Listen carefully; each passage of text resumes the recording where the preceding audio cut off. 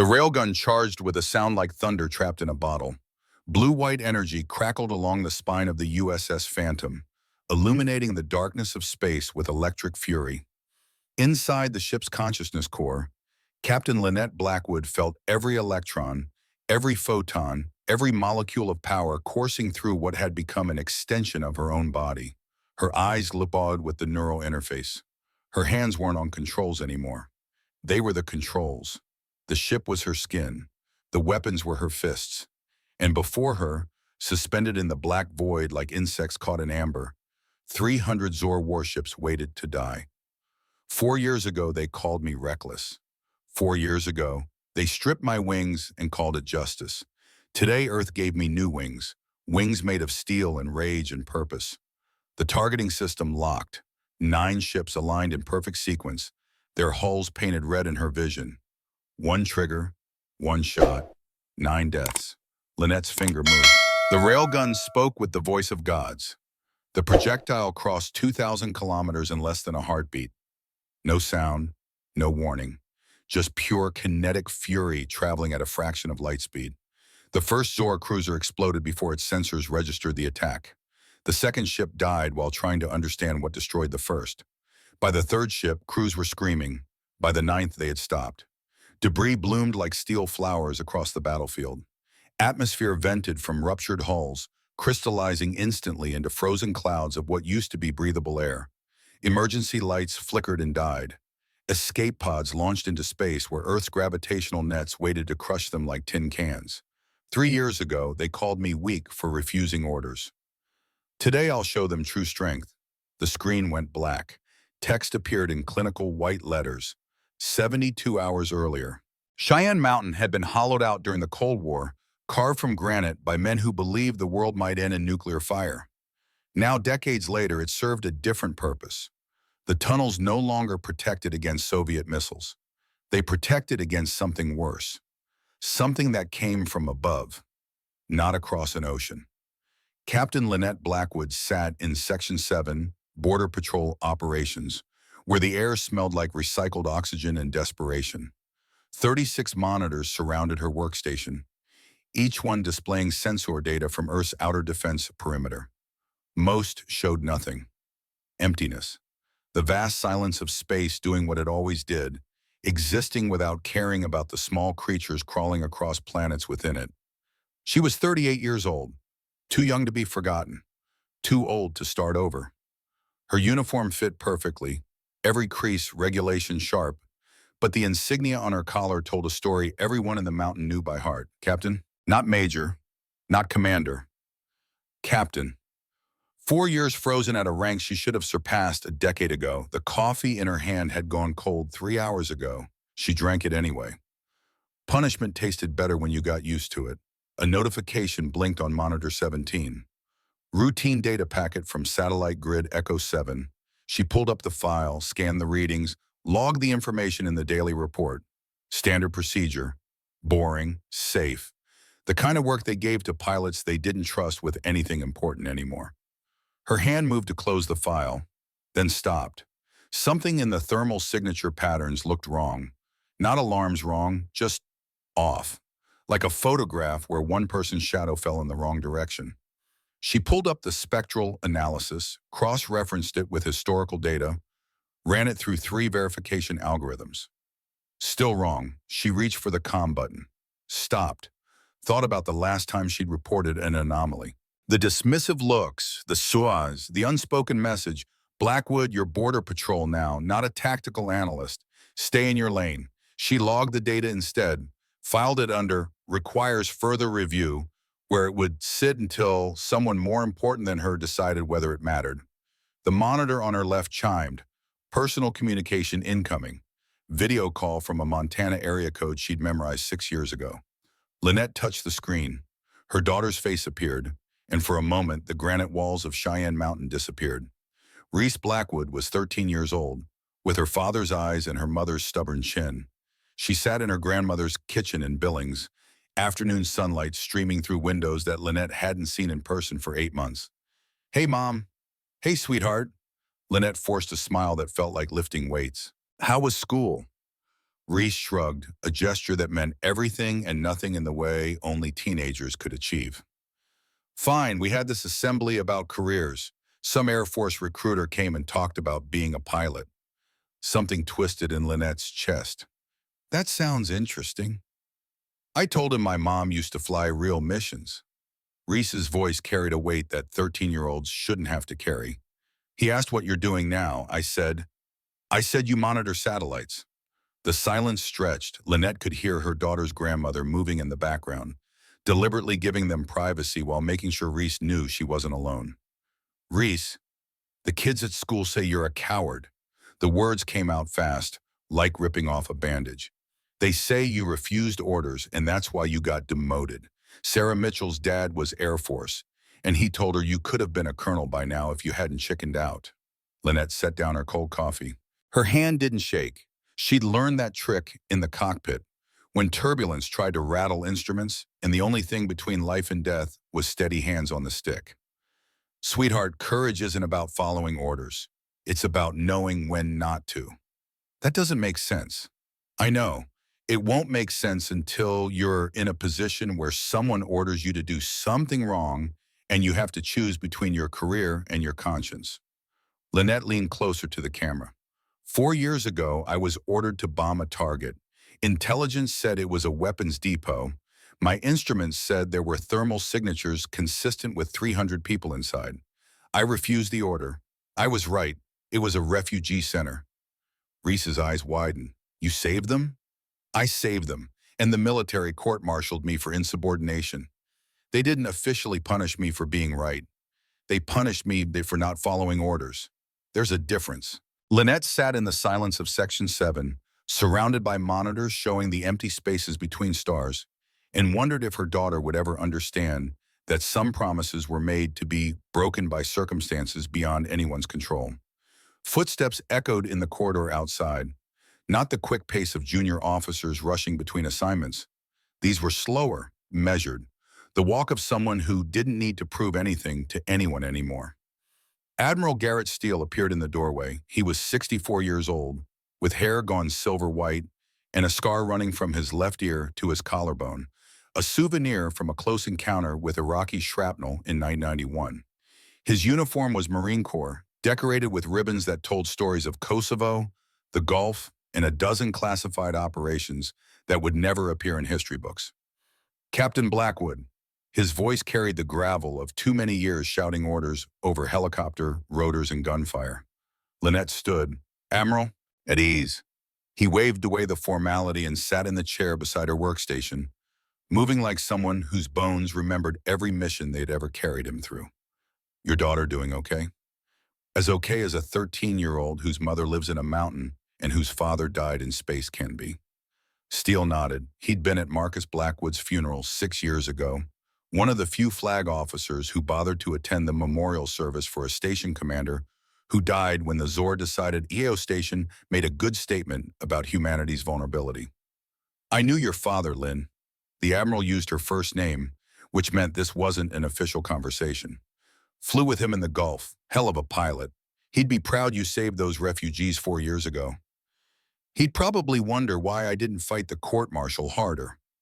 No, Steele's voice was flat, certain. He'd understand that some battles you win by losing them. You took the demotion. You accepted the punishment. But everyone who was in that courtroom knows the truth. You were right. The generals were wrong. And the 300 people who didn't die in that bombing know it too. Lynette turned back to her monitors. With all respect, Admiral, being right didn't keep my rank. Being right didn't keep me in the cockpit. Being right put me in a mountain watching sensors while real pilots do real work. The system punished you for having a heart. Steele stood, moved to her workstation, studied the monitors with the eye of someone who'd been reading tactical displays since before Lynette was born. But hearts win wars, not protocols. I learned that lesson too late. Gulf War, day 3 of operations. We had bad intelligence about a convoy moving south from Basra.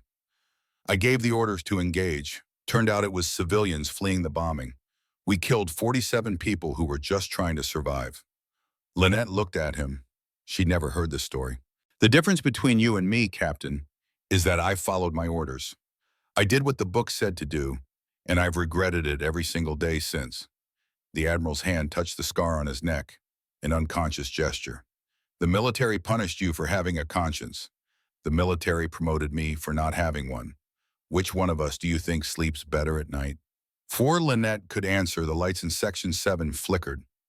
Not a power surge, not a malfunction.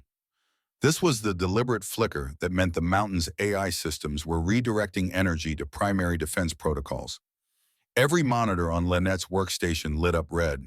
Alarm klaxons began to wail, a sound that had been installed in 1962 and hadn't been used in earnest since the Cuban Missile Crisis. Men and women erupted from their stations, running toward command centers, toward weapon systems, toward the armories where combat gear waited for scenarios everyone hoped would never come. Steele's hand went to his comm unit. "Steele to command, report." The response came in gasps between breaths. "Admiral, multiple contacts entering Sol exclusion zone. We have, Jesus Christ, we have 300 plus signatures. They're not responding to hails. They're not slowing down. Sir, they're crossing the line." Every screen in Section 7 now displayed the same image. A fleet of alien warships, massive and angular and moving with purpose, passing through the boundary humanity had declared off-limits 30 years ago after the first contact wars. The Zor had come back. Lynette's hands were already moving across her keyboard, pulling up tactical data, analyzing fleet composition, cross-referencing ship signatures against known Zor designs. Her mind fell into the rhythm of combat analysis, like a pianist returning to a familiar piece after years away from the keys. "Admiral, those are Korvath-class command carriers in the Vanguard. That's a conquest formation, not an exploratory mission. They're here to occupy, not negotiate." Steele looked at her. "How do you know Korvath formations?" "Because I've studied him for 6 years." Lynette's voice was cold. "War Commander Drax Korvath, 43 years old by Zor standards, commander of the fleet that destroyed Io Station, the officer who gave the order to fire on a civilian research facility, the alien who killed my husband." The Admiral's eyes narrowed. "You think he's commanding this fleet?" "I know he is. Look at the formation spacing. Look at the way they're maintaining interval distance. Korvath doesn't trust autonomous systems. He keeps his ships close enough for visual confirmation. It's his signature." She pulled up comparative data from the Io Station massacre. The fleet patterns matched perfectly. "It's him." Steele's comm unit crackled again. "All senior officers to command level 1. General Voss wants a full briefing in 5 minutes. The Admiral looked at Lynette. "You're coming with me." "Sir, I'm Border Patrol. I don't have command level clearance anymore." "Captain Blackwood, 300 enemy ships just crossed the line that you've been monitoring for 4 years. You're the only person in this mountain who's been watching that line every single day." Steele was already moving toward the door. "And if Korvath is really out there, you're the only one who knows how he thinks. So you're either coming with me, or I'm ordering you to come with me. Your choice." Lynette grabbed her tablet, pulled up every file she had on Zor tactics, and followed the Admiral into corridors that suddenly felt like they belonged to a past everyone had hoped would stay buried. The galaxy always whispered one rule, she remembered: never cross the borders of the humans. But Drax Korvath had crossed before. At Io Station, he'd crossed moral lines and physical ones, and he'd paid no price for it. 3,700 people died when his fleet turned a research station into debris. Among them, Marcus Blackwood, who transmitted a final message as the station's hull breached around him. "Tell Lynn to protect our daughter." Now Korvath was back, crossing the line again. And this time Lynette thought as she ran through granite tunnels toward a war room she'd never been allowed to enter. This time there would be a different ending. This time someone would pay. Command Level 1 looked like someone had taken every military thriller movie's vision of a tactical operations center and made it real, then added 40 years of upgrades.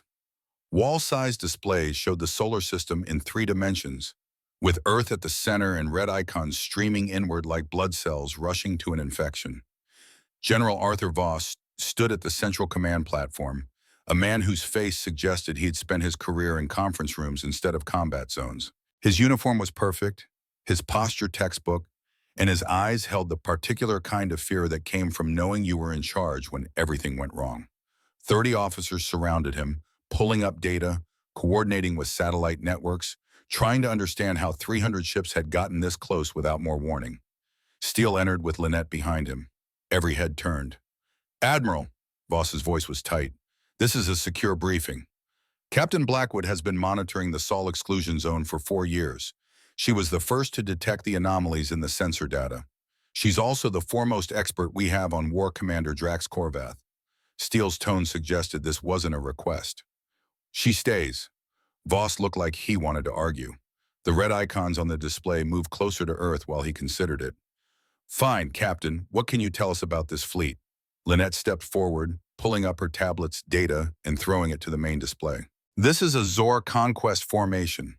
Standard doctrine for planetary occupation. The Vanguard consists of Korvath-class carriers, heavily armed but with reduced shielding. They're designed to absorb initial defensive fire while the main force positions for orbital bombardment." She highlighted different sections of the fleet. Mid-formation, you have support vessels, troop transports, supply chains, mobile command centers. This isn't a raiding party. They brought everything they need for long-term occupation. "And the commander?" someone asked. "War Commander Drax Korvath, age 43 by their standards, veteran of the First Contact Wars, architect of the Io Station massacre 6 years ago." Lynette's voice didn't waver. Facts were easier than emotions.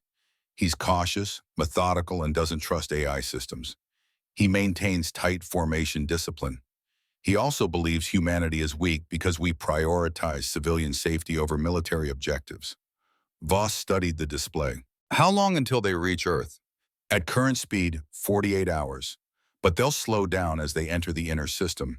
Our defenses will force them to adopt siege formations." Lynette pulled up Mars's orbital path. "If they're smart, they'll use Mars as a gravitational slingshot to build speed for a final push. That gives us maybe 60 hours before engagement. Can we stop them?" The question hung in the air like smoke after gunfire. Lynette looked at the numbers. 300 Zor warships. Earth had 162 active defense vessels, most of them in dock undergoing maintenance because peacetime budgets never assumed someone would be crazy enough to actually cross the line. "No, sir, not with conventional forces." Voss's face went pale. "Are you telling me Earth is going to fall?" "I'm telling you we can't win with conventional forces." Lynette emphasized the word, "but there are unconventional options." "Explain." And she pulled up classified files that she technically shouldn't have access to, but had acquired anyway because good pilots always knew more than their clearance level suggested. Project Phantom, the consciousness link warships, neural interface systems that merge pilot and vessel. I've read the reports. They're functional. Every officer in the room went silent. "Those reports are classified," Voss said quietly. "So is the fact that we're about to lose Earth." Lynette met his eyes. "Sir, I flew A-10 Warthogs in close air support for 6 years before I was grounded. 93 combat missions, 0 losses. I know how to merge with a machine. I know how to hunt." Steele stepped forward.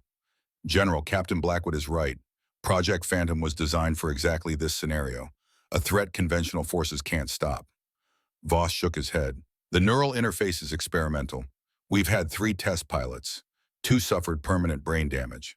The third one went catatonic and never woke up. You're asking me to throw away one of our experienced pilots on a system that might kill her before she even reaches the enemy. Then find someone else." Lynette's voice cut through the room.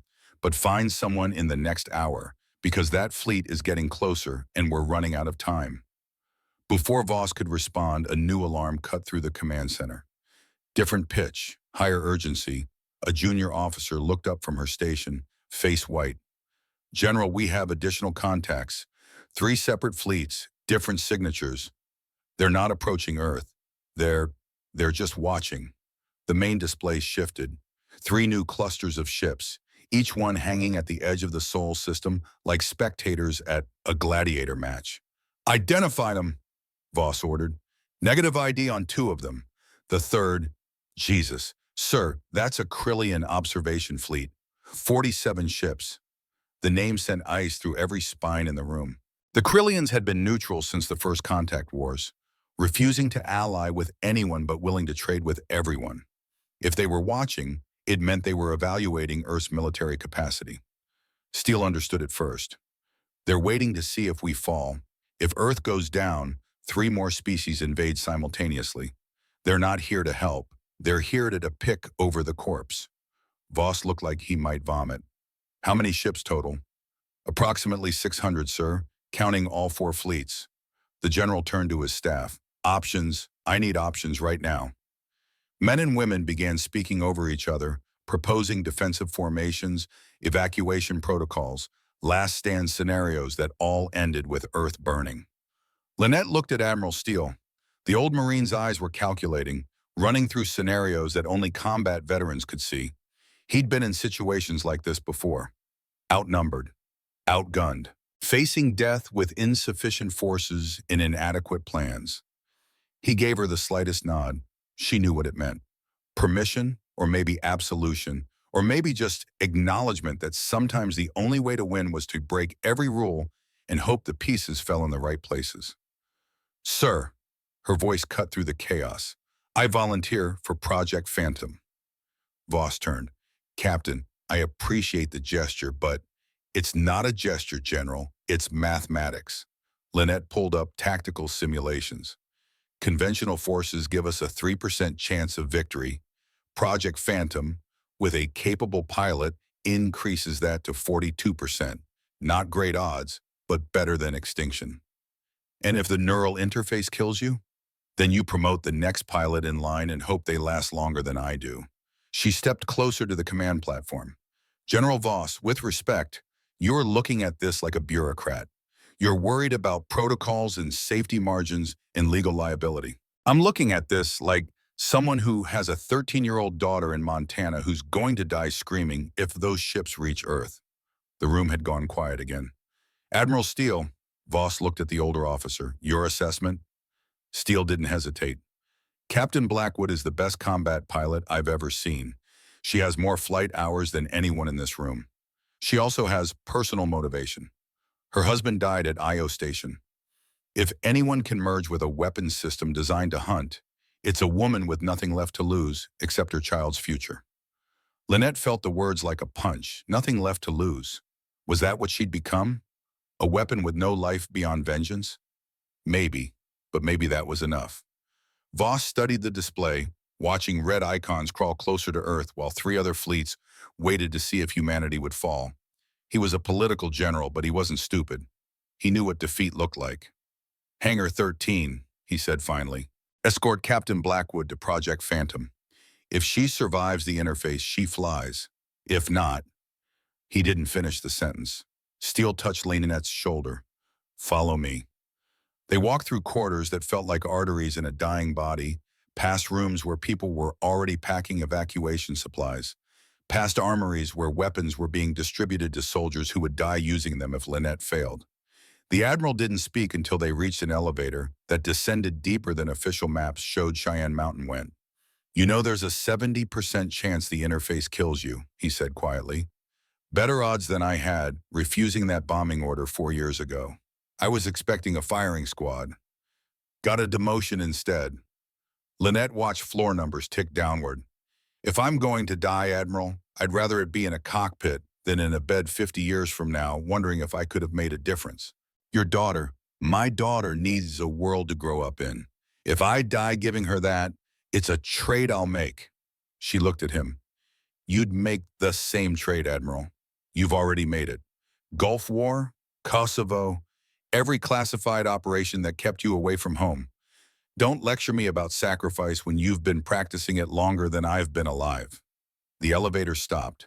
The doors opened onto a hangar that shouldn't exist.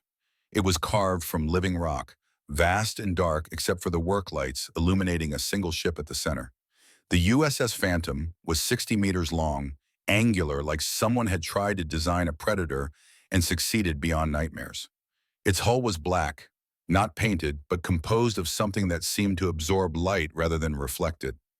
No visible weapons, no obvious engines, just smooth, deadly curves that suggested violence waiting to be released. Doctor. Vivian Cross stood beside the ship, a woman in her mid-30s with the kind of face that suggested she'd seen things in laboratories that would make most people pray. Her white coat was spotless, despite spending months in a facility that was essentially a cave. Admiral, Captain. She nodded to each of them. I assume General Voss sent you for the same reason everyone always sends people to me. The conventional options have failed. 300 Zor warships, Steele confirmed, plus 3 more fleets waiting to attack if Earth falls. Can your ship stop them? Cross looked at the Phantom like a parent studying a dangerous child. The ship can stop anything. The question is whether Captain Blackwood can survive merging with it. What's involved? Lynette asked. Neural interface. We insert crystalline filaments into your cerebral cortex. They connect to the ship's consciousness core. Pilot and vessel become one organism. You think, the ship responds, no delay, no interpretation. Your reflexes become its reflexes. Your instincts become its targeting system. Cross pulled up medical schematics on a nearby display. The problem is that human brains aren't designed for this level of integration. The neural load can cause hemorrhaging, seizures, or complete brain death. 70% mortality rate? 68%. But I'm optimistic about your chances. Why?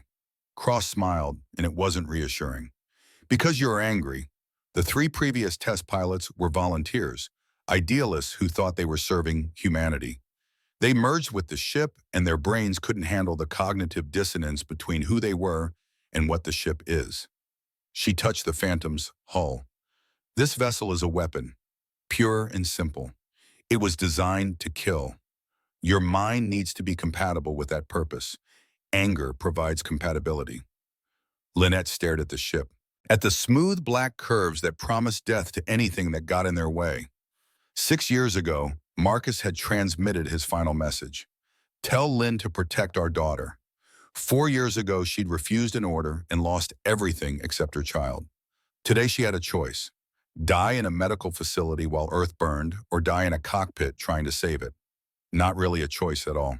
How long does the procedure take? 4 hours for surgical prep, then another 2 for neural mapping. If you survive that, you'll have approximately 6 hours to learn how to fly before the Zor reach effective weapon range. Cross pulled up a consent form on her tablet. I need you to understand something, Captain. If you die during interface, there won't be an open casket. The neural filaments integrate with your brain tissue. Removal would be messy. Lynette took the tablet, scanned the legalese, signed her name. When my husband died, there was no body to bury. Just a flag and a memorial service. Reese is used to saying goodbye to empty coffins. That's the saddest thing I've ever heard, Cross said quietly. War is sad, Doctor, but it's also necessary. Lynette handed back the tablet. Let's begin. The procedure took place in a medical bay that looked more like something from a science fiction film than a legitimate military facility. Lynette lay on a surgical platform while robotic arms positioned themselves above her skull. Cross monitored from a control station, her fingers dancing across holographic displays. I'm going to put you under for the initial insertion, the doctor said. When you wake up, the filaments will be in place but not activated. You'll feel normal. Then we'll power on the connection and see if your brain accepts it. And if it doesn't, then you'll have between 3 and 30 seconds to say goodbye before the hemorrhaging causes fatal brain damage. Cross didn't sugarcoat it. Admiral Steele was standing by to record any final messages. Lynette turned her head slightly, saw the old Marine waiting in the corner of the room. He looked like he'd aged 10 years in the last hour. Take care of Reese, she said. If this kills me, make sure she knows I loved her more than anything. Steele nodded. I'll raise her as my own. Thank you. The anesthesia hit like a wave of warm darkness, pulling her under before she could prepare for it. Her last conscious thought was of Reese, 13 years old and fatherless, about to become an orphan. Then nothing. Consciousness returned slowly, like swimming up from deep water. Lynette opened her eyes to find Cross leaning over her, checking readouts on a medical display. Welcome back. How do you feel? Alive. Her voice was rough. Is that a good sign? It's an excellent sign. The filaments integrated without rejection. Your brain accepted the implants. Cross helped her sit up. We're going to power on the interface in stages. Start with basic sensory connection, then move to motor control, then full integration. At any point, if you feel pain beyond a 7 on the scale, we stop immediately. Lynette nodded. Through the observation window, she could see the Phantom waiting in the hangar, dark and patient. Stage 1, Cross announced. A switch flipped somewhere in Lynette's mind. Suddenly she was aware of the ship like it was a limb she'd forgotten she had. Hull temperature, power core status, fuel reserves, weapon charge levels. Information flooded her consciousness but didn't overwhelm it. Her brain processed the data like it had always been there. Neural integration at 40%. Cross read off her displays. Heart rate elevated but stable. No signs of hemorrhaging. Moving to stage 2. Motor control came online. Lynette closed her eyes and thought about moving the ship's starboard maneuvering thruster. In the hangar, the Phantom rotated slightly, so smoothly it looked like it was floating in water instead of sitting on landing struts. 60% integration. This is better than any previous test pilot. Cross's voice held excitement and fear in equal measure. Captain, I'm going to take you to full integration. If it becomes too much, just think the word stop and I'll shut it down. Do it. The final switch threw itself. Lynette Blackwood ceased to exist as a separate entity, or maybe she became more herself than she'd ever been. The distinction didn't matter because suddenly she was the Phantom, and the Phantom was her. She felt the reactor core like a second heartbeat, felt the weapon systems like muscles waiting to flex, felt the stealth plating like skin that could adapt to any environment. And underneath it all, she felt something else. A hunger. A purpose. The ship had been built to hunt, to kill, to erase threats from existence with surgical precision. Her anger merged with that purpose. Drax Korvath's face appeared in her mind, and the ship responded with targeting calculations, weapons trajectories, probability matrices for effective kill scenarios. 100% integration, Cross whispered. My God, she's not fighting it. She's embracing it. Lynette opened her eyes. They glowed with pale blue light, the same color as the Phantom's reactor core. How long until the Zor reach firing range? 6 hours, 40 minutes. Then let's fly. The Phantom rose from its landing struts without engines firing.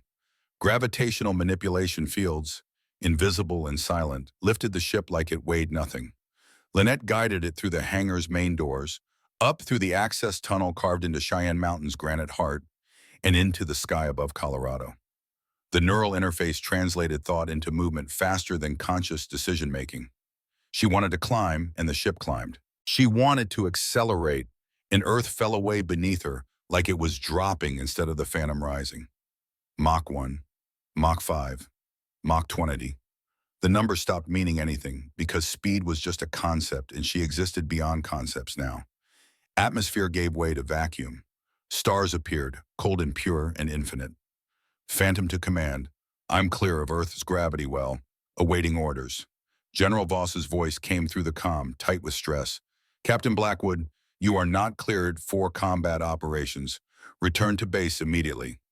Negative, sir. 300 enemy ships are crossing the line. Somebody needs to stop them.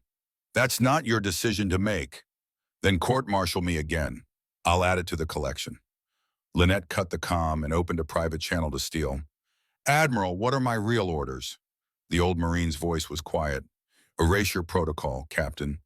The Zor crossed the forbidden line. Show the galaxy what happens when you test humanity's borders. Leave no survivors. Leave no doubt. Understood. Going dark. She severed all communication links. The Phantom existed alone now, a predator in the void, hunting prey that didn't yet know it was prey. The Zor fleet appeared on her sensors, 300 red icons arranged in their careful, methodical formation. She could see them through the ship's enhanced optics, massive vessels bristling with weapons, each one capable of reducing a city to ash. Drax Korvath was on one of those ships, the alien who'd killed Marcus, the commander who believed humanity was weak. Lynette activated the stealth systems. The Phantom's hull shifted, adapting to background radiation, bending light around itself, becoming invisible to every sensor system the Zor had ever developed. She drifted closer. 1,000 kilometers, 500, 200. The Zor fleet continued forward, unaware that death was already among them. Lynette positioned the Phantom directly in front of the vanguard, facing 300 ships with calm precision. Her targeting system locked onto 9 vessels in perfect sequence. The railgun charged, energy building like pressure behind a dam. War Commander Drax Korvath's face appeared in her mind, not from imagination, from the ship's intelligence database, pulled up because her anger demanded a target with a face. This is for Marcus, she thought. This is for Io Station. This is for every human who died because you thought we were weak. The stealth fields dropped. The Phantom appeared before the Zor fleet like a ghost materializing from darkness. Black, angular, silent, terrifying. For 3 seconds, nothing happened. The Zor crews stared at their sensors, trying to understand how a ship had appeared from nowhere, trying to identify its class, trying to decide if this was real or a sensor malfunction. Lynette gave them those 3 seconds, not from mercy, from calculation. She wanted them to see what killed them. Then she fired. The railgun spoke with the voice of Giz and the fury of widows. The first Jor cruiser exploded, its shields collapsing under kinetic force that physics shouldn't have allowed. The second ship died while alarms were still sounding on the first. The third, fourth, and fifth went up in sequence like candles being snuffed. Ships 6 through 9 never even got their weapons online. Debris expanded in all directions, hulls ruptured, atmosphere vented, emergency beacons activated, and immediately died as compression fields crushed escape pods like aluminum cans. Lynette felt nothing, no joy, no satisfaction, just the cold mathematics of death.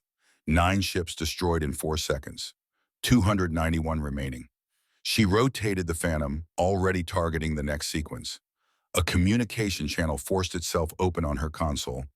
Zor encryption, command-level access. A face appeared. Alien features. 4 eyes arranged in a diamond pattern. Skin the color of bruised copper. War Commander Drax Korvath. Human pilot. His voice came through translation software, flat and mechanical. Identify yourself. Lynette let the ship's systems amplify her voice, making it echo across every Zor vessel's speakers. I am Captain Lynette Blackwood. 6 years ago at Io Station, you killed 4,700 humans. One of them was Marcus Blackwood, station commander, and my husband. He died calling my name while his ship burned around him. She watched Korvath's face on the screen, watched recognition flicker across alien features. You remember, she continued. Good, I want you to remember. I want you to know who's killing you. I want you to understand that you crossed a line you should never have crossed. The railgun charged again, brighter this time, pulling power from the reactor core until the entire ship glowed with accumulated energy. This is what happens when you test humanity's borders, Commander. You vanish. She fired. The comm went dark. Korvath's face disappeared. But Lynette knew he was still alive, still watching, still trying to understand how everything had gone so catastrophically wrong. Good. Let him watch. Let him feel what Marcus felt. Let him understand that death was coming and there was nothing he could do to stop it. 10 more ships exploded, then 15, then 20. The Zor fleet broke formation, scattering like fish before a shark.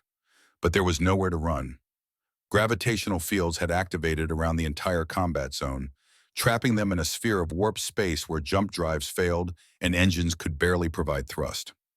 Lynette didn't chase, didn't hurry, just methodically moved through the fleet, selecting targets with the precision of a surgeon and the detachment of an executioner. The Phantom phase shifted between attacks, appearing in different locations, impossible to track or target. The Zor fired wildly, hitting each other more often than the Predator hunting them. More ships died. 50, 70, 100. Throughout the solar system, 47 different alien species watched the massacre. They watched a single human ship destroy an armada. They watched 300 vessels become debris clouds. They watched Earth's border transform from a line on a map into a wall written in fire and death. And every species that had been considering invasion suddenly reconsidered. Inside the Phantom, merged with its systems and its purpose, Lynette Blackwood flew with the precision of someone who'd been born for this moment. Every combat mission in her A-10, every hour studying Zor tactics, every night lying awake after Marcus died, wondering if she could have saved him. All of it had led here, to this moment, to this hunt, to 300 ships that had crossed a line they should never have crossed. The railgun charged again, brighter than stars, and Lynette selected her next targets with the calm of someone who finally understood what she'd been meant to become. Not a border patrol officer, not a disgraced pilot, a weapon, precise and merciless and absolutely necessary. The Phantom fired again, and the Zor fleet died by the numbers. 112 Zor ships had ceased to exist. Lynette knew because the Phantom's consciousness counted them like a machine, tallying inventory. Each destruction registered in her neural interface as a brief spike of data. Hull breach, atmosphere loss, reactor failure. Life signs, 0. The numbers were clinical. The reality was not. Through the ship's sensors, she watched debris clouds expand like slow-motion fireworks. Metal that had been shaped by intelligent hands now tumbled through space as fragments. Atmosphere that had sustained living beings crystallized instantly into ice particles that caught starlight and sparkled like snow. Beautiful in a way that made her stomach turn.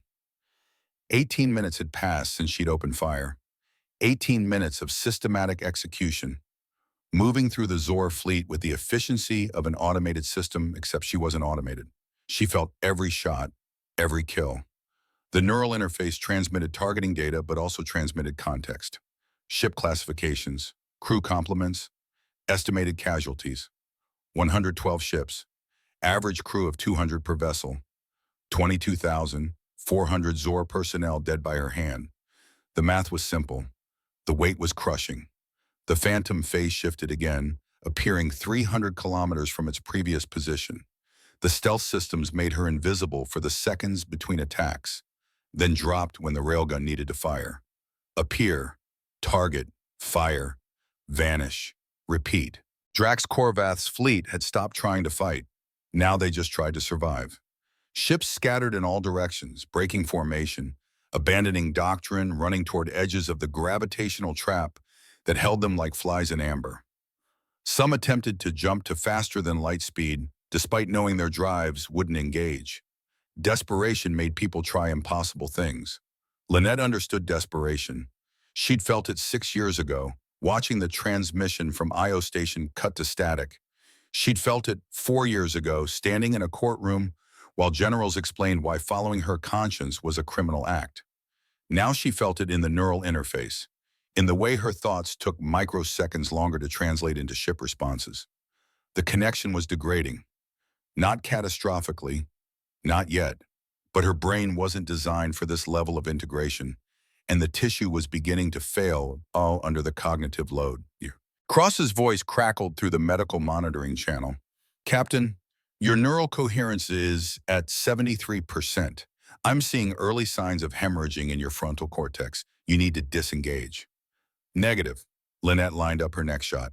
5 ships clustered together trying to use combined shields. It wouldn't help. Mission isn't complete. Lynn, Admiral Steele's voice replaced Cross's. You've destroyed more than a third of their fleet. That's enough to send the message. Erasure protocol requires total elimination, Admiral. You gave me those orders. I'm giving you new orders. Disengage before the interface kills you. She didn't respond, just fired.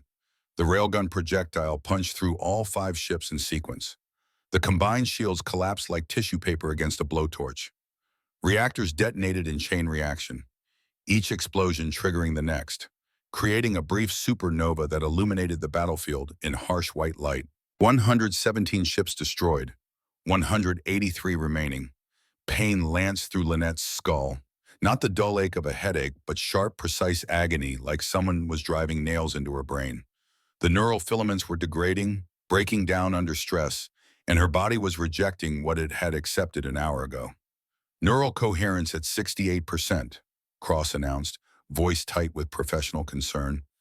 Captain, you're approaching the threshold where recovery becomes impossible. Please disengage.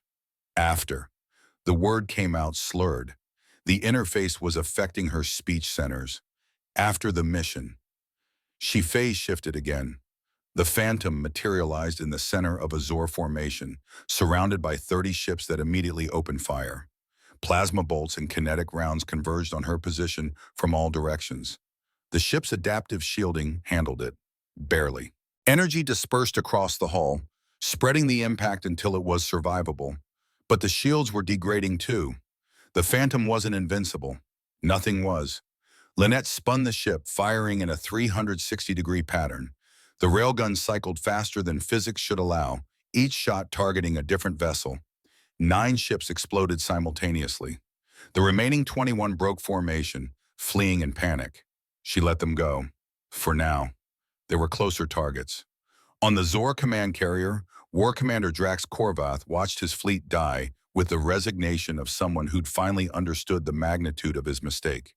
Navigator Kayla Rhines stood beside him, her 4 eyes fixed on the tactical display where red icons blinked out with mechanical regularity. "Commander," her voice held the tremor of someone trying to maintain composure while watching the world end. "We've lost 130 ships. The human vessel is still operational. Our weapons can't penetrate its defenses. Our sensors can't track its movements. We have no tactical options remaining." Drax studied the display, studied the pattern of attacks. The human pilot wasn't just destroying ships randomly. She was being methodical, working through the fleet in a calculated sequence designed to maximize casualties while minimizing her own risk, like a surgeon or an exterminator. "She's not fighting a battle," he said quietly. "She's executing a protocol." "Then what do? We die with honor." Drax opened fleet-wide communications. "All vessels, this is Commander Korvath. 32 years ago, I took an oath to protect Zor interests against all threats. Today we face a threat we cannot defeat, but we can choose how we meet our end. Form defensive sphere. Protect the civilian vessels in our convoy. If we must die, we die ensuring our families survive." 240 ships remained. 198 combat vessels. 42 support ships carrying families. Scientists. Diplomats who'd been brought along to establish occupation infrastructure. The combat ships moved to form a protective sphere around the non-combatants. It was a futile gesture. The human ship could phase shift inside their formation, could fire from any angle, could destroy them all, regardless of how they arranged themselves. But futility didn't erase duty. Kayla pulled up a secondary screen. "Commander, I'm detecting something strange in the humans' broadcast patterns. They're not just transmitting to Earth, they're broadcasting to everyone." "Explain." 47 different civilizations are receiving live feeds of this battle. Species we haven't had contact with in decades. Some we've never met. She looked at Drax with dawning horror. "This isn't just about destroying us. This is theater. They're showing the galaxy what happens when you cross their border." Drax understood then. Understood fully and completely. Earth hadn't deployed a warship. They deployed a message written in violence. Every species watching would see 300 Zor vessels reduced to debris, would understand that humanity's borders weren't suggestions, were enforced with absolute merciless precision. "We're not warriors anymore," he whispered. "We're examples." The human ship appeared again. Closer this time. So close Drax could see details on the hull through the command carrier's visual sensors. The vessel was beautiful in the way a Predator was beautiful. Pure function. Every curve, every angle designed for a single purpose. Killing. The railgun charged, energy built along the ship's spine, bright enough to cast shadows inside the command carrier's bridge. Drax opened a communication channel to the human pilot. "Captain Blackwood, I know you can hear me. I know you remember IO Station. I gave that order. The responsibility is mine. But the 300 ships in this fleet are not all warriors. 42 vessels carry civilians, families, children." The charging stopped. The human ship held position, weapons primed but not firing. "I'm not asking for mercy for myself," Drax continued. "I'm asking for the innocent. They didn't cross your border. They were ordered to accompany us. Please, let them go." Silence stretched. 5 seconds, 10, 20. Then the human pilot's voice, distorted by the neural interface, echoing across every Zor ship's speakers. "You brought children to a war zone, Commander. That doesn't make you compassionate. It makes you a coward who hides behind innocence." The railgun fired. Lynette watched the ship explode through sensors that felt like extensions of her own eyes. The vessel hadn't been Drax's command carrier. She'd targeted a combat cruiser on the sphere's perimeter. A tactical choice. Start dismantling the defensive formation from the outside. Work inward, save the command ship for last. Let Drax watch. Let him feel what Marcus felt. Powerless. Helpless. Knowing death was coming and being unable to stop it.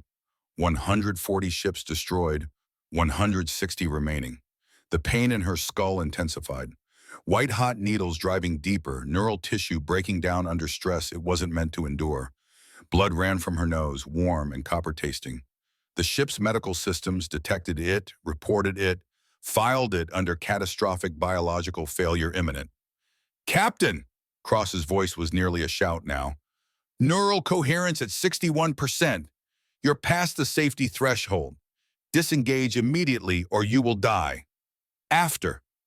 There is no after. Your brain is hemorrhaging. You have minutes at most." "Then I'd better work faster." Lynette targeted 10 ships simultaneously. The Phantom's weapon system wasn't designed for multi-targeting, but the neural interface let her push beyond design parameters. Think the targets, feel the trajectories, become the calculation. 10 shots, 10 ships, executed in 3 seconds. 150 destroyed, 150 remaining. Her vision blurred. The neural interface was affecting her optic nerves now, the filaments breaking down and taking brain tissue with them. She blinked hard, trying to clear her sight, trying to maintain focus for just a little longer. Just until the mission was complete. Just until every ship that crossed the line paid the price. A new voice cut through the communication chaos. Young, female, terrified. "Mom!" Lynette's hands froze on controls that weren't actually there, just neural projections of controls. "Reese? Mom, I'm watching the news. They're showing what you're doing. They're showing the bar to show." No, God, no. She hadn't considered that Earth would broadcast this to civilian channels. Hadn't thought about her 13-year-old daughter watching her mother become a mass murderer in real time. "Sweetheart, you shouldn't be watching this. Grandma tried to turn it off, but I wouldn't let her." Reese's voice cracked. "Mom, they're saying you've killed thousands of aliens. They're calling you a hero and a monster at the same time. Are you okay? Please tell me you're okay." The Phantom drifted in space, weapons charged but not firing, while Lynette tried to find words that could explain the unexplainable to a child. "I'm doing what needs to be done, Reese. These ships crossed our border. They came to hurt people. I'm stopping them." "By killing them all?" "Yes. But, Mom, you refused to bomb those refugees 4 years ago because you said killing innocents was wrong. Now you're killing thousands. How is that different?" The question hit harder than the neural degradation, harder than the pain splitting her skull, harder than watching Zor's ships explode. How was it different? "These aren't innocents, sweetheart. These are soldiers who came to conquer Earth." "Are all of them soldiers? Every single person on every single ship?" Lynette pulled up ship classifications. Combat vessels, 108. Support vessels, 42. The support ships carried crew complements averaging 60 personnel. Not warriors, engineers, medical staff, logistics coordinators, and according to Drax's plea, families. "Some aren't," she admitted. "Then you're killing innocents too. You're doing what you refused to do 4 years ago." Reese was crying now. "You're becoming what you hated." The words echoed in Lynette's mind, bouncing around the neural interface like a ricochet. You're becoming what you hated. Was she? 4 years ago, she'd stood in a courtroom and defended her choice to refuse orders. Had said that following orders blindly made you complicit in atrocities. Had argued that conscience mattered more than protocol. Now she was following erasure protocol blindly. Was executing orders without question. Was destroying ships because someone told her to, not because her conscience demanded it. "Mom, I don't want you to be a hero if being a hero means losing who you are." Reese's voice was small, young, afraid. "Please come home. Just come home." The communication cut off. Someone on Earth, probably Admiral Steele, had terminated the connection, protecting Reese from watching more, protecting Lynette from the distraction of her daughter's voice. But the damage was done. Lynette stared at the remaining Zor ships through sensors that felt less like her own eyes with every passing second. 150 vessels, 30,000 lives, some warriors, some not. All condemned because they'd crossed a line, all condemned because she'd been given orders and hadn't questioned them. Captain Blackwood, Admiral Steele's voice, quiet, heavy with something that sounded like regret. I need to tell you something about Io Station, about your husband. Hello, Admiral. I'm kind of busy committing genocide here. 6 years ago, I was regional commander for Earth's Outer Defense Network. When the Zor attacked Io Station, Marcus transmitted a distress call. He requested immediate support, requested ships to evacuate civilians before the station's life support failed. Lynette's targeting systems locked onto another cluster of Zor vessels. Her finger, or the neural equivalent, rested on the firing trigger. I had 12 ships within range, Steele continued. I could have sent them, could have saved most of the station's personnel, Marcus included. Why didn't you? Because I had intelligence suggesting the distress call was a trap, that the Zor were trying to draw our forces out of position for a larger assault. I made the strategic choice, kept our ships in defensive formation, prioritized the greater threat over the immediate crisis. The railgun charged, energy built, death waited to be released. I was wrong, Steele said. It wasn't a trap. It was just a massacre. 4,700 people died because I chose strategy over human lives. Marcus died calling your name because I didn't send help. His voice cracked. I've carried that guilt for 6 years, Lynn. Every day, every night, knowing that I had the power to save your husband and I chose not to. Lynette's hand trembled. The neural interface translated it into the ship's weapon systems wavering. Why are you telling me this now? Because you're about to make the same choice I did. You're about to prioritize protocol over conscience. You're about to kill thousands because someone gave you orders and you're too committed to the mission to question them. Steele paused. I've lived with my choice for 6 years. It's destroyed me from the inside. I don't sleep. I don't dream. I just see Marcus's face every time I close my eyes and wonder if I could have saved him. He died because of you.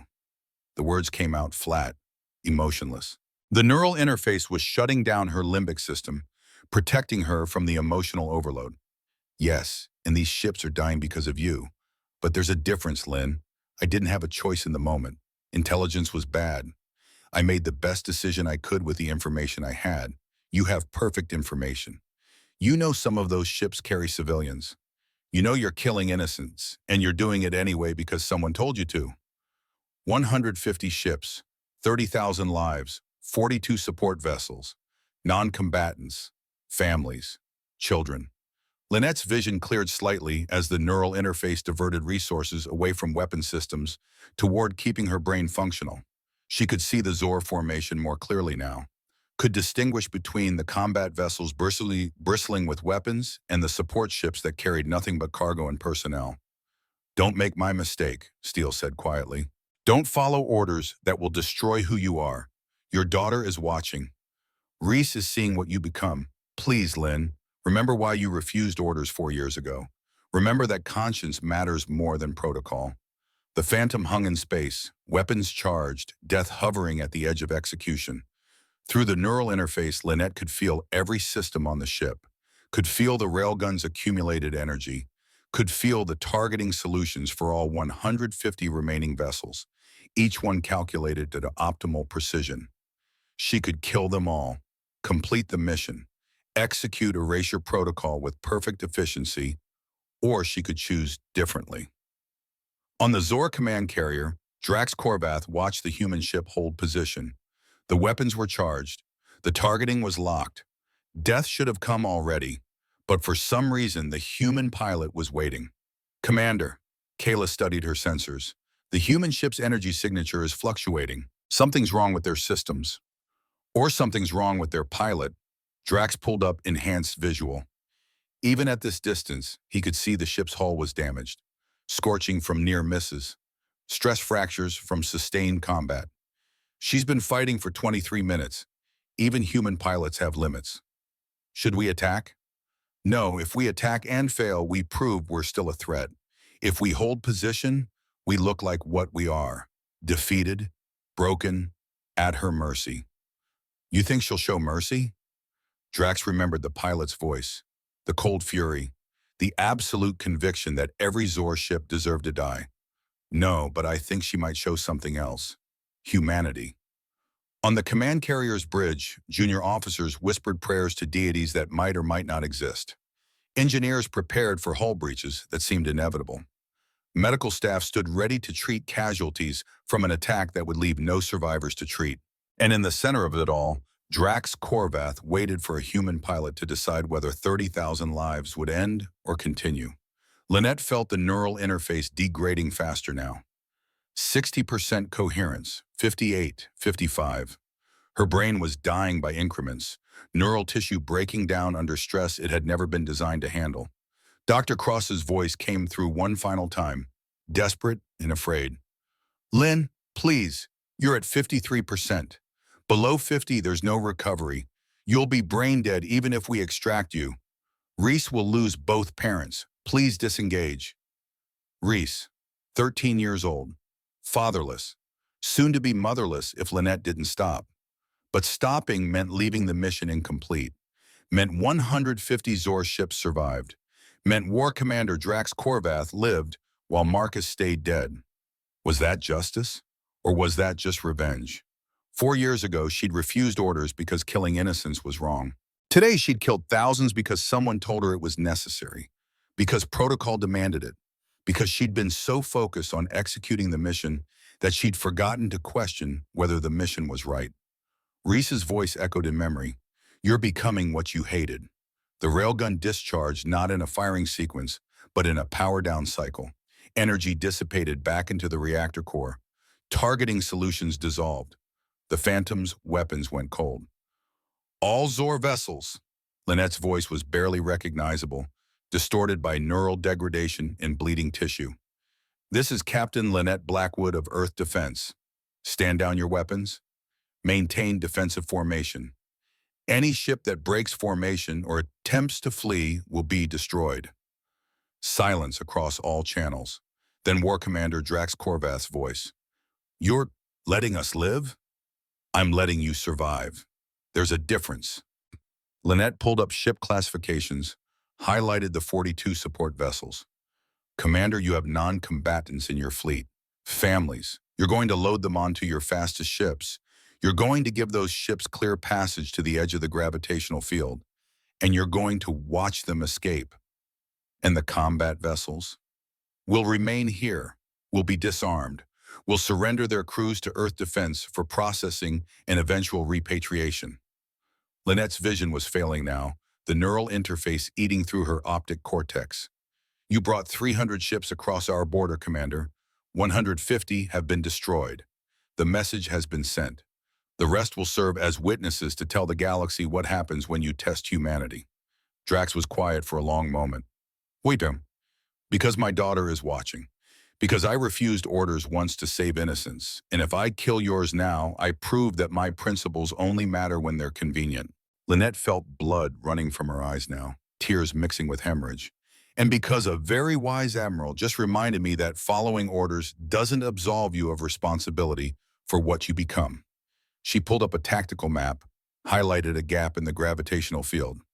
You have 30 minutes to evacuate non-combatants through that corridor. After that, the gap closes. Anyone still inside becomes a prisoner. Anyone who tries to fight becomes a casualty. Choose wisely, Commander. The Zor formation began to shift. Support vessels detaching from the defensive sphere. Combat ships providing escort to the edge of the corridor. Families evacuating while warriors stayed behind to face consequences. Lynette watched through dying eyes, watched ships flee toward safety, watched Drax Korvath's command carrier remain in formation with the other combat vessels. Watch the fleet that had come to conquer Earth transform into prisoners of war. Admiral Steele, her voice was barely a whisper now. Mission accomplished. Border defended. Message sent. Conscience intact. Outstanding work, Captain. Now disengage. Come home. Can't. Neural coherence at 46%. Below survival threshold. Brain death imminent. Lynette felt the Phantom beginning to drift as her control slipped. Tell Reese I love her. Tell her I chose to be her mother instead of Earth's executioner. Tell her that matters more than any war. Lynn, the neural interface severed catastrophically. Filaments broke down all at once, taking chunks of brain tissue with them. Lynette Blackwood's consciousness fragmented, scattered, dissolved like fog under sunrise. The last thing she saw was Earth in the distance, blue and green and impossibly precious. The last thing she felt was pride that her daughter would grow up on that world. Then nothing. The Phantom drifted in space, weapons cold, pilot unresponsive. Inside the consciousness core, Lynette's body slumped against restraints, blood running from her nose, ears, eyes. Her heart still beat, her lungs still breathed, but the mind that had merged with the ship was gone, shattered by stress no human brain was meant to endure. On Earth, in Cheyenne Mountain, alarms screamed. Medical teams rushed to recovery platforms. Admiral Steele stood in the command center with his hands clenched into fists, watching monitors that showed a hero transformed into a casualty by her own weapon. Dr. Vivian Cross ran calculations on neural recovery probabilities. The numbers weren't encouraging. General Voss stood beside Steele, face pale. Did she complete the mission? She completed it her way. Steele didn't look away from the monitors. 150 ships destroyed, 150 prisoners, non-combatants evacuated safely. Message sent to 47 civilizations.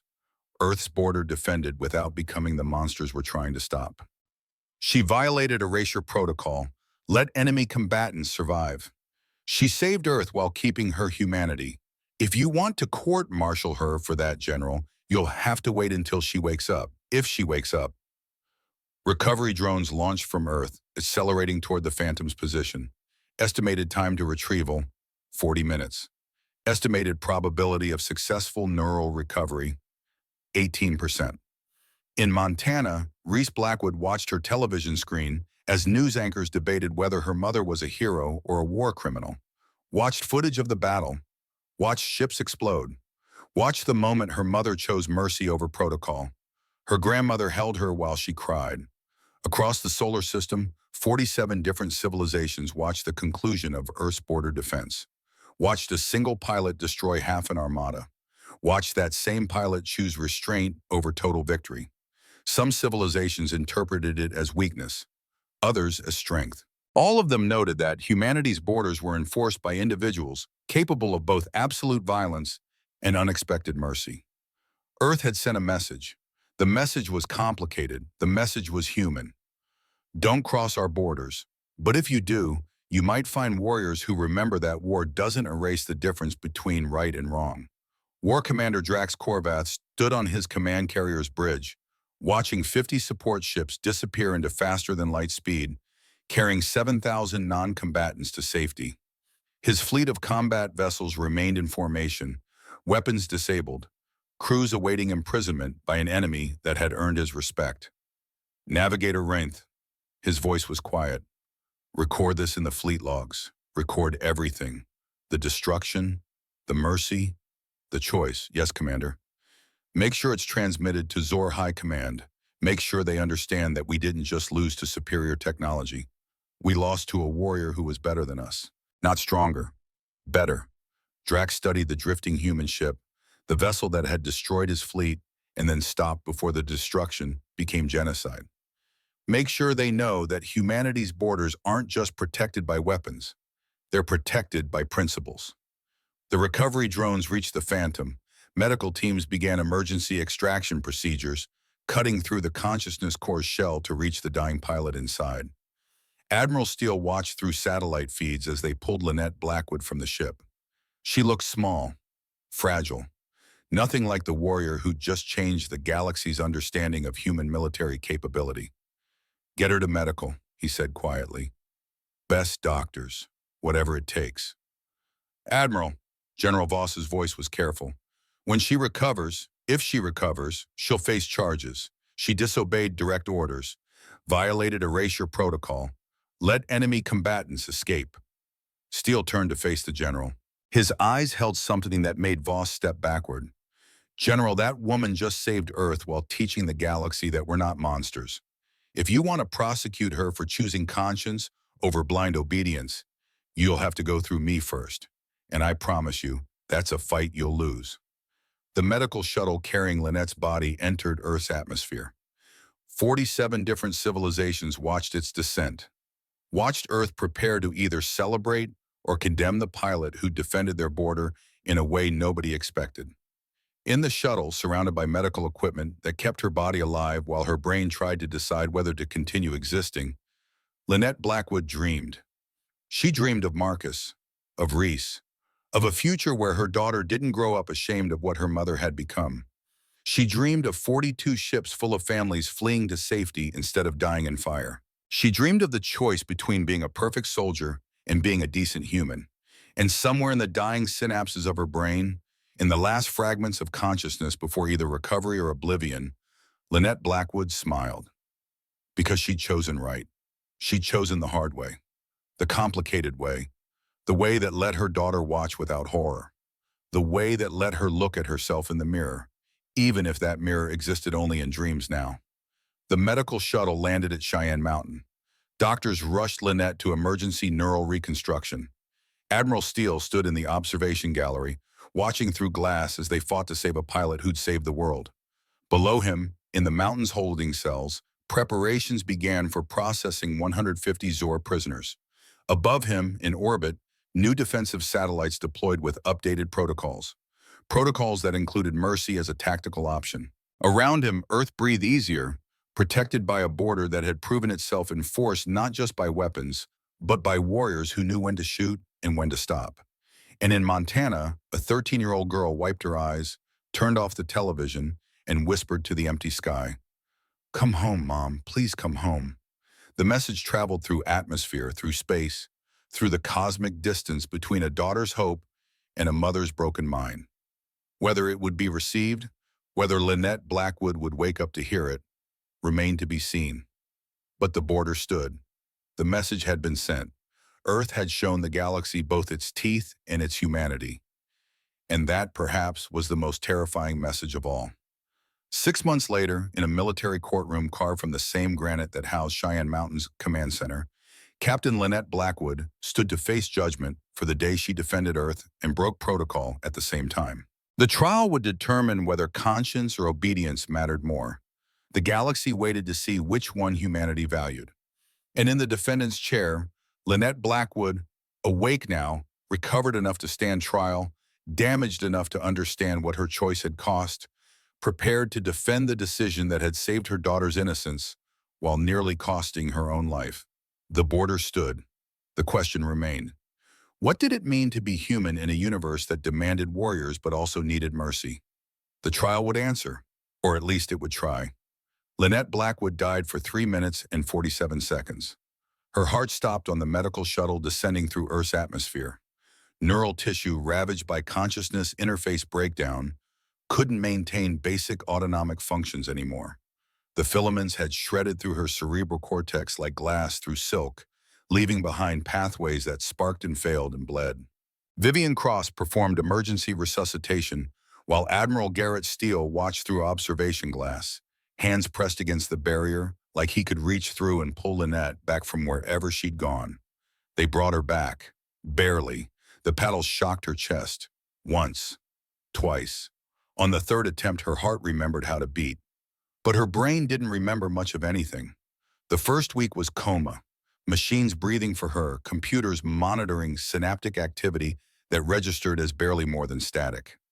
Reese sat beside the bed in Cheyenne Mountain's medical facility, holding her mother's hand, talking about school and cadets and anything that might pull Lynette back from the edge of never waking up.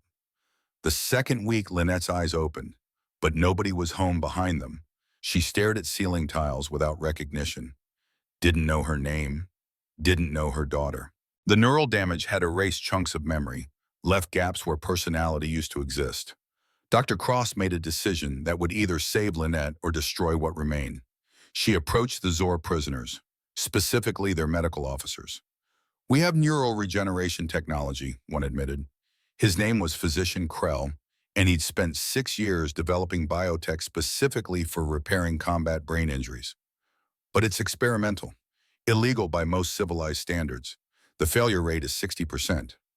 "And if it works?" Cross asked. She'll never be what she was, but she might be enough to have a life. Cross didn't hesitate. Do it. The procedure took 18 hours. Zor Biotech merged with human neural tissue, rebuilding pathways that had been destroyed, creating new connections where old ones couldn't be salvaged. It was like trying to repair a shattered mirror. The reflection would never be perfect, but maybe it would be recognizable. Lynette woke up during week 3. Sweetheart? Her voice was slurred, tongue not quite obeying commands. Speech centers damaged but functional. Reese, who'd been dozing in the chair beside the bed, jerked awake. Mom! Happy tears, relief tears. You've been in a coma for... Mom, you remember me? Course I remember you. Lynette tried to smile. Half her face cooperated. You're my daughter. How could I forget? But she'd forgotten other things. The names of pilots she'd flown with, the taste of her favorite food, the melody of songs Marcus used to sing. The Zor Biotech had saved her consciousness, but couldn't preserve everything. Some memories were just gone, deleted by trauma no technology could fully repair. Dr. Cross appeared in the doorway. Welcome back, Commander. You've been out for 83 days. We rebuilt approximately 40% of your neural cortex using Zor regeneration technology. You'll have permanent tremors, vision problems in your left eye, chronic pain that medication can only partially manage, and you'll never achieve full consciousness interface with the Phantom again. Can I fly? The only question that mattered. At maybe 70% neural integration capacity, enough to survive, not enough to be invincible. Cross pulled up medical scans showing Lynette's brain, the rebuilt sections glowing different colors. But enough to teach about them, enough to show them that surviving isn't about being perfect, it's about being functional. Physical therapy consumed the next 3 months, learning to walk without falling when her balance system misfired, learning to speak clearly despite neurons that sometimes sent signals to the wrong places, learning to think through the most of reconstructed pathways that didn't quite connect the way they had before. Reese was there for every session, 13 years old and holding her mother's arm while Lynette took shaky steps down hospital corridors, reading aloud when vision problems made it hard for Lynette to focus on text, being patient when her mother forgot something they'd discussed an hour earlier. You're stronger than me, Lynette said one day during therapy, after falling for the 3rd time trying to walk a straight line. I learned from the best, Reese replied, helping her mother stand. Admiral Steele visited every week, bringing reports about the Zor prisoners, but the 47 civilizations that had watched the battle and were now reconsidering their military postures, about Earth preparing for whatever came next. The politicians want to court-martial you, he said during week 20. General Voss is pushing hard, says you violated orders, cost Earth a decisive victory. Did I? Lynette's memory of the battle was fragmented. She remembered Marcus's face, remembered Reese's voice, remembered the choice to stop firing. But the details were hazy, rebuilt neurons approximating rather than remembering. You saved Earth while keeping your humanity. If they want to court-martial you for that, they'll go through me first. 6 months after neural death, Lynette Blackwood stood in a military courtroom. Her hands trembled. Her left eye saw double sometimes. But she stood steady enough to face judgment for the day she'd defended Earth and broken protocol simultaneously. The courtroom was designed for justice, not comfort. Gray walls, harsh lighting that made her damaged vision worse. Chairs arranged in rows where spectators watched her life being dissected by law. General Arthur Voss stood at the prosecution table. Captain Lynette Blackwood, you stand accused of violating erasure protocol, willful disobedience of direct orders, and incomplete mission execution resulting in 150 enemy vessels escaping destruction. The judge, 3-star General Patricia Hawthorne, studied Lynette with eyes that had seen too many wars. Captain Blackwood, how do you plead? Not guilty, ma'am. Her voice was stronger now. 6 months of speech therapy paying off. Voss presented his case. Battle footage, casualty reports, protocol documentation that explicitly stated total elimination, no survivors. Captain Blackwood destroyed 50% of the enemy fleet, then stopped. She allowed War Commander Drax Korvath, the architect of the Io Station massacre that killed her own husband, to escape with 150 combat vessels. That's not mercy. That's failure to complete the mission. Colonel Marcus Webb, Lynette's defense attorney, stood. General Hawthorne, let me show you what success actually looks like. He pulled up intelligence reports. 47 alien civilizations watched this battle. Before the engagement, 12 were actively planning Earth invasion. After watching Captain Blackwood's defense, that number dropped to 0. Not because we showed overwhelming force, because we showed restraint. Webb highlighted diplomatic communications. The Krillian hegemony, the Vryn Collective, the Tau Confederation, species that had no contact with Earth are now seeking peaceful relations. Waiting, because Captain Blackwood demonstrated that humanity can destroy its enemies, but chooses not to when they surrender. Voss interrupted. The protocol exists for a reason. The protocol was written by people who were afraid, Webb countered. Afraid that mercy made us weak. Captain Blackwood proved mercy is its own kind of strength. She killed enough to establish deterrence, then stopped before we became the monsters we're trying to stop. Hawthorne leaned forward. Your client still disobeyed direct orders. Because the orders were wrong. Webb turned to the gallery. 4 years ago, Captain Blackwood refused an order to bomb civilians. She was right then. She was court-martialed anyway.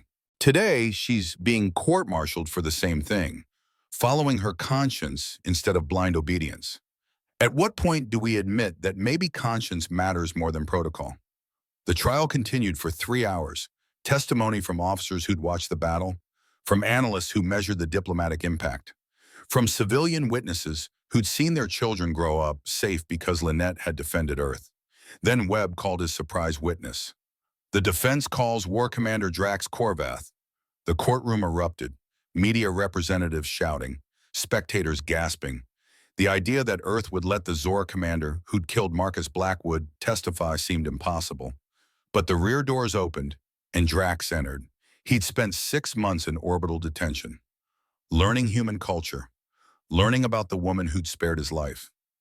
Now he stood in the witness box, 4 eyes focused on Lynette with something that looked like respect.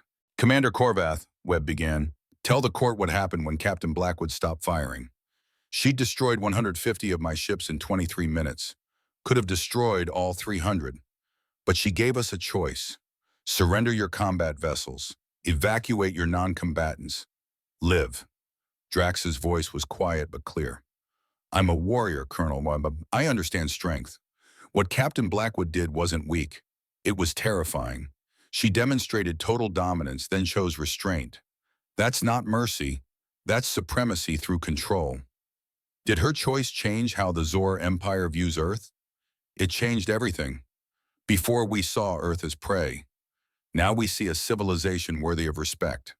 Captain Blackwood's actions initiated peace negotiations that have fundamentally altered Zor's strategic doctrine. We're no longer seeking conquest. We're seeking cooperation. Webb let that statement hang. One final question, Commander. You gave the order that destroyed Io Station. That killed Captain Blackwood's husband. If anyone has the right to demand she be punished for letting you live, it's you. What do you believe should happen? Drax looked directly at Lynette. I killed her husband. She could have killed me, should have, according to your protocols. But she chose differently, and that choice gave me the chance to become better than I was. If this court punishes her for that, it proves that humanity values obedience over wisdom. He stood, movement slow and deliberate. I came here to testify because I owe Captain Blackwood my life, and because the galaxy needs warriors like her, people who know when to fight and when to stop fighting. Punish her, and you tell the galaxy that Earth prefers perfect soldiers over decent humans. Voss declined cross-examination. What could he ask that wouldn't make Lynette look more heroic? Hawthorne called a recess. 63 minutes later, she returned with a verdict. Captain Lynette Blackwood, this court finds you not guilty on all charges. Relief crashed through the gallery, Reese crying happy tears, Steele nodding with satisfaction. Furthermore, Hawthorne continued, this court commends you for tactical excellence and moral courage. Erasure protocol is under immediate review. Sometimes total victory is counterproductive to long-term security. She looked at Lynette. You're promoted to commander, effective immediately. and offered the position of Director of Earth Defense Flight Academy. Do you accept? Lynette felt tears on her face. After 6 months of recovery, of learning to walk and think again, of wondering if she'd ever fly, finally there was hope. Yes, ma'am, I accept. Reese reached her first, arms around her mother in a hug that made damaged neurons scream. Lynette didn't care. This pain was worth it. I'm proud of you, Mom. I'm proud of you, sweetheart, for staying with me, for not giving up when I couldn't remember things, for being stronger than both of us. 4 years felt both infinite and instant. Commander Lynette Blackwood stood in the main hangar of Earth Defense Flight Academy, watching 60 cadets run simulation exercises. She was 42 now, silver threading through her hair, tremors in her hands that never fully went away, vision in her left eye that required corrective lenses. But she was alive, functional, teaching. The academy sprawled across 200 acres outside Colorado Springs, built with funding that materialized after Earth's defense budget tripled following the Zor engagement. Commander Blackwood, a voice behind her. Lynette turned to find Reese standing in flight gear with senior cadet stripes, 17 years old, her father's eyes, her mother's determination. Cadet Blackwood, Lynette kept her voice professional, despite wanting to hug her daughter. Shouldn't you be in advanced tactics? Class ended early. Admiral Steele wants everyone in the command center. Long-range sensors detected something. They walked through corridors that smelled like jet fuel and ambition. Admiral Steele waited by the main display, 68 years old, thinner, the scar on his neck more prominent, but his eyes still sharp. Commander, Lieutenant, he gestured to the screen. We have a situation. 500 ships appeared on the display, not Zor, different configuration, bigger, moving with purpose toward the inner solar system. Species identification, Lynette asked. Krillian hegemony, same civilization that observed your engagement 4 years ago. Steele pulled up comparative data. They're transmitting humans. We watched you destroy Zor. Impressive. Now surrender or face real power. Reese moved closer. 500 ships. We have 200. We're outnumbered badly. Outnumbered isn't the same as outmatched. But Lynette's hand trembled as she studied the formation. Professional. Experienced. These weren't arrogant Zor. These were warriors who'd prepared. What do we do? Steele asked. Before Lynette could answer, a junior officer burst in. Admiral, multiple contacts. We have fleets appearing from every direction. The display updated. New icons. Dozens. Hundreds. Then communication channels erupted. First voice. Familiar accent. 4 eyes visible on screen. Earth Defense. War Commander Drax Korvath of the Zor Republic. 4 years ago, Commander Blackwood showed mercy when protocol demanded extermination. Today, Zor repays that debt. 200 ships at your disposal. More transmissions flooded in. Species Lynette had never heard of. Civilizations Earth had no formal contact with. All arriving with fleets. Insectoid features. Ambassador Zelthar, Vryn Collective, 75 ships join your defense. Reptilian. General Morek, Tau Confederation, 100 ships standing with Earth. 5 species, 7, 12, each pledging vessels to defend the planet that had shown both strength and mercy 4 years ago. Steele stared at the tactical display. What's happening? We're seeing the consequence of choosing restraint over massacre. Lynette felt warmth in her chest. Hope. Every species that watched 4 years ago is watching again, and they're choosing sides. Final transmission. Kayla Reinth, now a captain. Commander Blackwood, I was on Drax's bridge when you destroyed our fleet, when you stopped. Today, I'm honored to fight beside you. The numbers updated. Krillian, 500 ships. Coalition defending Earth, 718 ships across 13 species. Reese's eyes were wide. Mom, you created this. 4 years ago, your choice built an alliance. Not just me. Lynette opened fleet-wide communications. All coalition vessels. This is Commander Blackwood. Thank you for coming, for believing Earth is worth defending, for proving that cooperation defeats conquest. Or she paused, finding the right words. 4 years ago, I learned that being a warrior isn't about destruction. It's about protection. Today we face an enemy that believes power is everything. Let's show them they're wrong. 13 species responded with affirmations in languages ranging from human English to Zor clicking to sounds no human throat could produce. All human vessels, scramble fighters. Admiral Steele, coordinate coalition formations. Lynette turned to her daughter. Cadet Blackwood, you're flying today. First combat mission, stay on my wing. Reese saluted. Yes, ma'am. Minutes later, Lynette sat in the Phantom's consciousness core. The neural interface activated, but weaker now. Rebuilt neurons couldn't handle full integration. She pushed to 70% capacity. More would risk permanent damage. Less would make her ineffective. 70% would have to be enough. Reese flew beside her in a standard F-90 interceptor. Mother and daughter. Commander and cadet. Two Blackwoods going to war. The Krillian fleet held position at Mars' orbital range. War Master Thex commanded from a vessel 3 times larger than any human ship. His transmission carried contempt. Coalition, you assemble numbers but lack unity. Surrender now.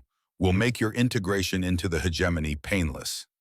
Lynette's response was cold. War Master, 4 years ago I gave the Zor the same option. They declined. I destroyed 150 ships before they understood the mistake. Would you like to learn the same lesson? Empty threats from a pilot who showed mercy. Mercy is weakness, Commander. Then let me teach you about strength. The Krillians attacked. 500 ships firing simultaneously created light that illuminated half the solar system. Plasma bolts, kinetic projectiles, energy beams that cut through space like knives.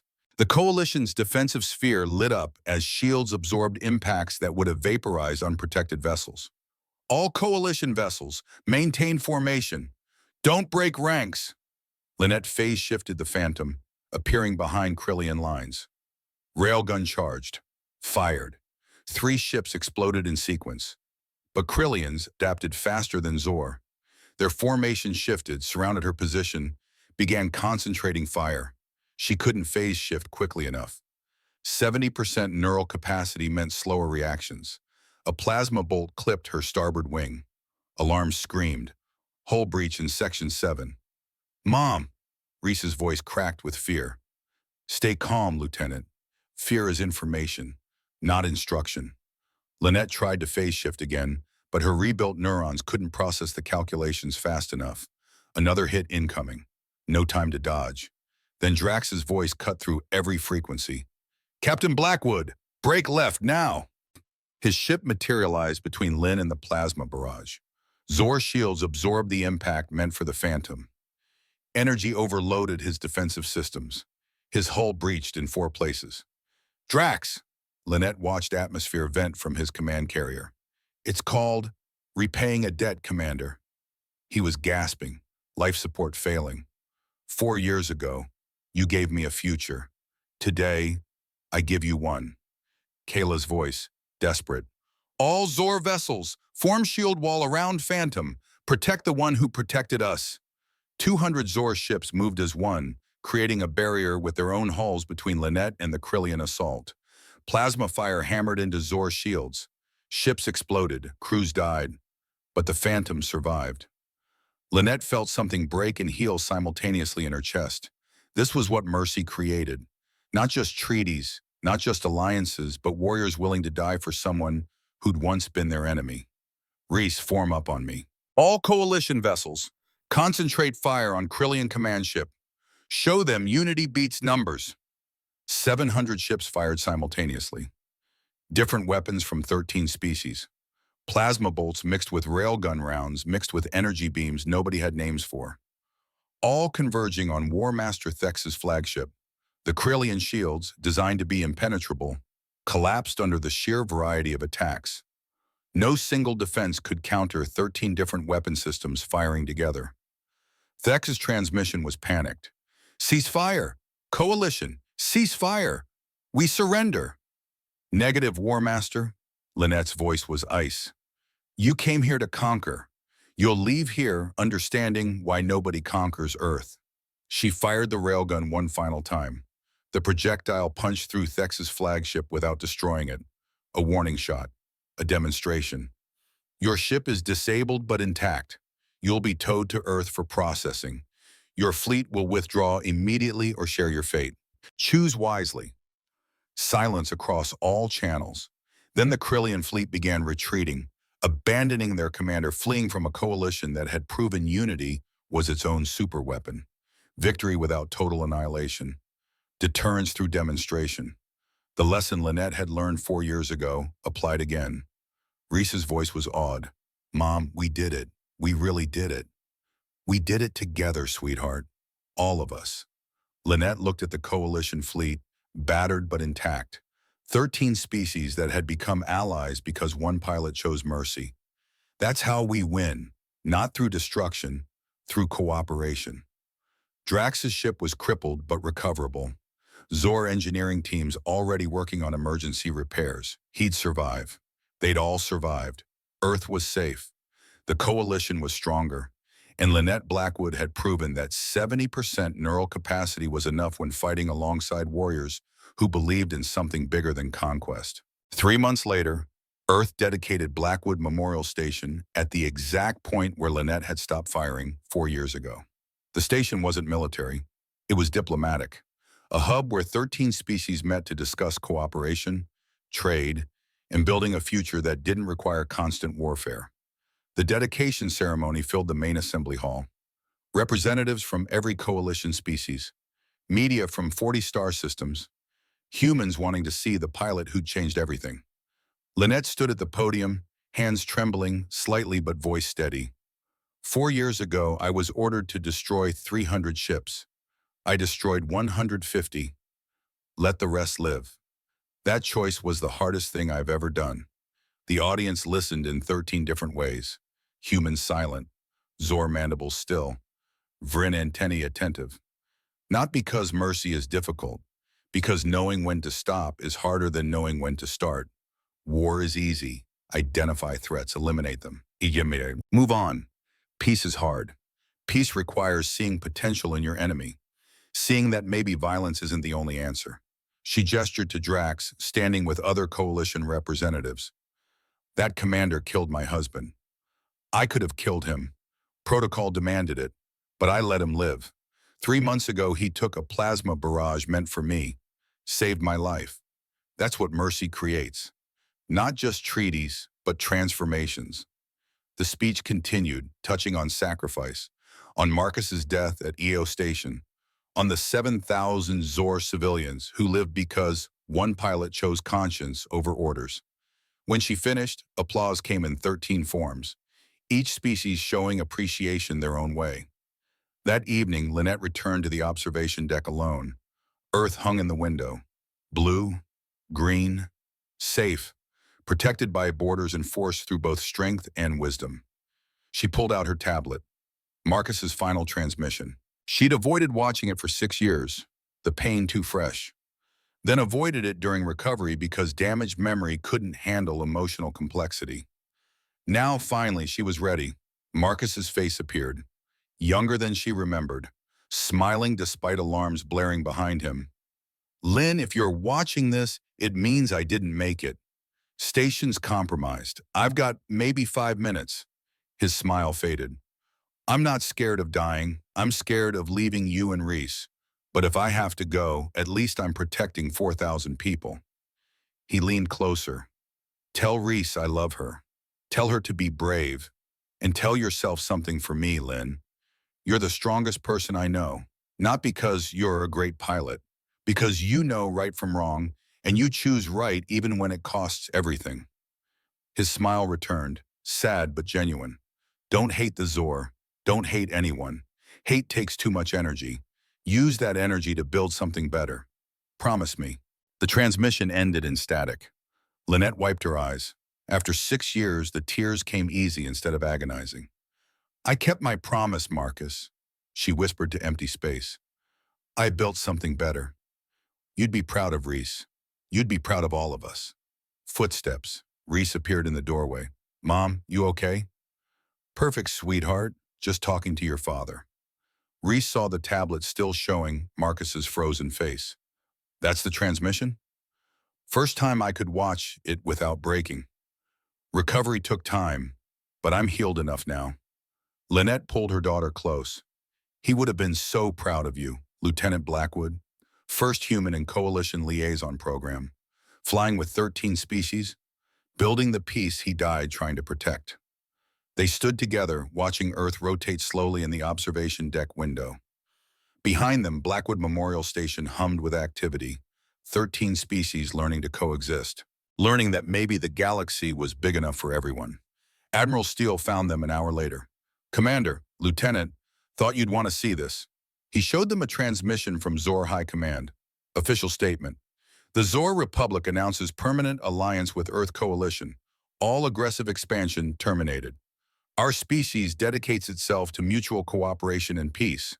This decision honors those who died at Io Station and those spared 4 years ago when Commander Blackwood chose mercy over protocol. Lynette read it twice. They're really committing. Drax spent 4 years convincing them. He spent 4 years proving that cooperation creates more strength than conquest. Steele smiled. Apparently, letting him live was the best strategic decision Earth ever made. Or the luckiest. Lynette closed the tablet. I didn't let him live for strategy, Admiral. I let him live because my daughter was watching and I wanted her to be proud of me. And I am, Reese said quietly, every single day. Steele left them alone. Mother and daughter, two people who'd survived loss and built something better from the ruins. Mom, do you think Dad would forgive Commander Korvath like you did? Lynette thought about Marcus, about his belief in redemption, his conviction that people could change. Yeah, sweetheart, I think he would. Your father never held grudges, always said life was too short for hate. I'm trying to forgive too. It's hard. It's supposed to be hard. Easy forgiveness doesn't mean anything. The hard kind, the kind that takes years and conscious choice every day, that's the forgiveness that transforms things. Lynette squeezed her daughter's shoulder. You don't have to forgive today. Just keep trying. They stayed until Earth completed its rotation and day became night, stayed until the station dimmed for sleep cycle, stayed until Reese yawned and admitted she needed rest. Before leaving, Lynette took one final look at the planet she'd defended, at the borders that stood not through fear alone but through strength tempered by wisdom, at the future her daughter would help build. Thank you, Marcus, she whispered, for teaching me that doing right matters more than being right, for giving us Reese, for believing I could be better than my worst instincts. Then she turned toward tomorrow. The line held. The coalition thrived. The galaxy learned that humanity's greatest weapon wasn't advanced technology or superior firepower. It was the ability to choose mercy when violence would have been easier. That choice, made in pain and doubt 4 years ago, had changed everything. And Earth slept safely, protected by warriors who understood that true strength wasn't measured in how many you could destroy, but in how many you chose to save.